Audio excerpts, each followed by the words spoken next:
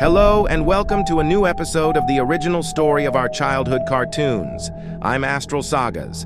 Today we're going to explore the real and scary story of Coraline together. So if you're brave enough, stay with us until the end of the video.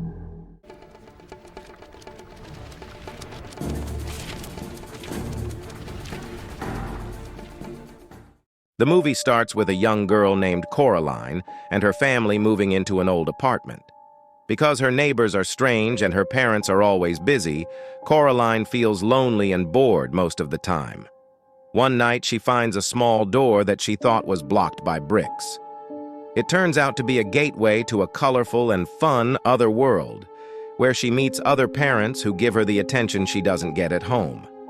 However, things in this other world are not what they seem. Her other mother is actually a witch called the Bedlam, who captures children, puts buttons in their eyes, and takes their souls. Even though this is a kid's movie, it's pretty scary. Coraline escapes from this frightening world, but has to go back when she learns that the Bedlam has taken her parents. Coraline then challenges the Bedlam to a scavenger hunt. She must find the eyes of the Bedlam's other victims and her parents, or she will be trapped forever. With the help of a sarcastic cat and a magic stone given to her by her neighbors, Coraline finds all the eyes and her parents, who are stuck in a snow globe. Realizing that even if she wins, the Bedlam won't let her go, Coraline throws her cat at the witch to distract her, grabs the snow globe, and escapes back to her world. But her adventure isn't over yet. The Bedlam's scary hand escapes, and Coraline has to defeat it. She goes to an old well on her property to throw away the key, but the hand attacks her. Luckily, her neighbor Wybie arrives just in time to help her defeat the hand, and they throw it down the well together. In the end, Coraline's parents finally decide to have more fun, and the strange little community is happy. Although the story is dark, it ends on a positive note. I know this summary isn't perfect, but I will explain more details as I go through the book. Now, let's get started on the book. The book starts similarly to the movie, with Coraline exploring her new home. She has the same quirky neighbors, including former actresses Miss Spink and Forcible, and a strange man living upstairs who trains circus mice. In the book, his name is Mr. Bobo, not Mr. Babinski, and we only learn his name at the end. There are also some differences with the magic door. Coraline finds it in the very first sentence of Chapter 1. Instead of a tiny door hidden behind wallpaper, it's a big carved wooden door in the corner of the drawing room. Later, she convinces her mom to unlock it, but discovers it's been bricked up since the house was made into apartments. Her mom walks away without locking it, thinking there's no point, but there actually is. That night, while lying in bed, Coraline hears the door creak open. When she goes to check, she sees a creepy shadow moving down the hall. Coraline is much braver than I was as a kid, so she follows the shadow to the drawing room, where the door is slightly open but still bricked up. She closes it, goes back to bed, and dreams of little black shapes with red eyes and sharp yellow teeth singing to her. The next day, Coraline continues exploring the property and has strange encounters with her neighbors. Mr. Bobo delivers a message from the mice, warning her not to go through the door.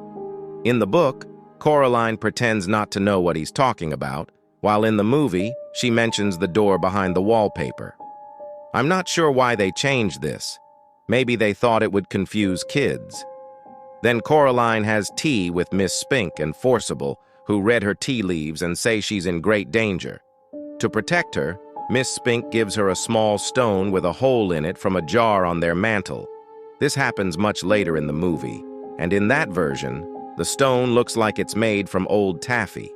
For those curious, the stone is called a hag stone, witch stone, serpent egg, or adder stone. People believed it had magical properties. Looking through the hole was thought to help see through witch disguises and traps, cure illnesses, prevent nightmares, and protect against evil. The next day, when Coraline is home alone and bored, she unlocks the bricked-up door again. This time, it's not blocked. Instead, It opens into a large, dark hallway that smells very old. So no bright light or funhouse tunnel in this version. Naturally, Coraline goes into the dark hallway because why not explore something that seems both ancient and alive? On the other side, she finds a house that looks just like hers, but with brighter colors and creepier paintings. In this house, she meets her other mother, who looks almost like her real mom but has pale skin, is taller and thinner, and has buttons for eyes. The other mother is much more caring than Coraline's real mother and makes her a delicious lunch. Coraline, who is starving, sits down with her other parents and eats as much as she can. After lunch, she goes to her room, where she finds the singing rats from her dream waiting under her bed. She also meets the other Mr. Bobo, who is even stranger in this world. Coraline then goes exploring, and as expected, things get even stranger from there. After going outside, Coraline meets a black cat she spotted sneaking around her property in the real world. In the other world, the cat talks and has a very pretentious attitude. After a brief, annoying chat, Coraline heads to the other Miss Spink and Forcible's apartment, where she watches a bizarre theater performance alongside a bunch of Scottish terriers. The show features bad music, nonsensical dialogue that feels straight out of Wonderland, and concludes with a knife-throwing stunt. Coraline is chosen to stand in front of a target with a balloon on her head, while a blindfolded Miss Forcible throws a knife to pop it. I personally prefer this version over the ridiculous musical performance in the movie.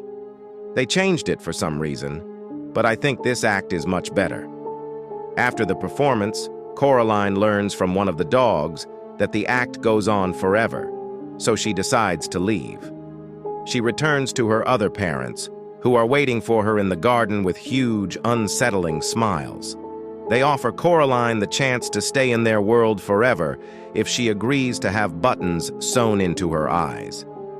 This is only Coraline's first visit to the other world, while in the movie, this offer doesn't come until her third visit. They likely stretched it out to make the movie longer than 45 minutes. Coraline quickly rejects the offer and returns through the magic door to her real home, locking it behind her. When she gets back, her parents are missing and still haven't returned by the next night. Around 4 a.m. the next morning, Coraline is woken by the black cat swatting her face. He leads her to a full-length mirror, where she sees her parents looking back at her with fear in their eyes. Coraline knows what she has to do. She changes out of her pajamas, grabs some candles for light and apples for food, and puts the stone given to her by the old ladies in her pocket. While preparing for her adventure, she tells the cat a story I really like, which I wish was included in the movie because it has a great message. Coraline recalls a time when she and her dad accidentally stepped on a wasp nest. Her dad told her to run away while he stayed behind to avoid getting stung. After they escaped, her dad realized he dropped his glasses and had to go back for them. This leads to my favorite line from the book. He says it wasn't brave to just stand there and get stung, but going back for his glasses when he was scared, that was brave. The story's message, about being scared but still doing what's right, repeats throughout the book, and if there's a moral to Coraline, this is it. I was disappointed when I watched the movie and saw that the only reference to this was a single line. Be strong, Coraline. It felt like a missed opportunity to share something positive with the kid audience. Anyway, Coraline goes back to her other home and confronts her other mother, who denies any responsibility. The mother orders a rat to bring her the key to the magic door, locks it, and drops the key in her pocket instead of swallowing it like in the movie. With limited options, Coraline goes to sleep in her other room. The next morning, Coraline changes out of her nightgown into some clothes from her other closet. When she puts the magic stone in her pocket, she feels her mind clear, as if she has come out of a fog. The power of the Yatter Stone. She starts exploring the property with the black cat and discovers that the other mother didn't perfectly recreate everything. She only made what was necessary to trick Coraline because she's lazy.